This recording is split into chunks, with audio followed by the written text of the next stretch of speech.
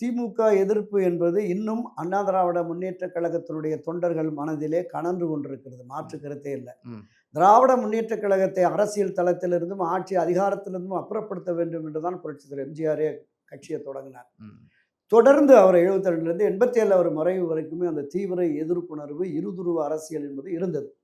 அதையும் தாண்டி செல்வி ஜெயலலிதா அவர்கள் இந்த கட்சிக்கு தலைமை பொறுப்பு ஏற்ற பிறகு இன்னும் தீவிரத்தன்மை, அதுவரை எதிர்கட்சி என்கிற நிலை மாறி எதிரி கட்சிகளாக இருவரும் பாதித்து ஒரு வன்ம அரசியலை, புரட்சியர் எம்ஜிஆர் காலத்தில் இருதுருவ அரசியல் இருந்தது. செல்வி ஜெயலலிதா காலத்தில் அது வன்ம அரசியலாக மாறியது. கொள்வனை கொடுப்பனை கூடாது, யார் வீட்டுக்கும் போகக்கூடாது, அப்படிங்கிற மாதிரி யாரையும் சந்திக்கக்கூடாது, பேசக்கூடாதுங்கிற அளவில் இருந்தது. எனவே இந்த தீவிரத்தன்மை இருக்குல்ல, இந்த தீவிரத்தன்மை செல்வி ஜெயலலிதா மறைவுக்கு பிறகு குறைஞ்சிருச்சு. அதற்கு பிறகு நடந்த இந்த சட்டமன்ற கூட்டத்தொடர்களை நான் பார்த்துருக்கேன், நேரடியாகவே பார்த்துருக்கேன்.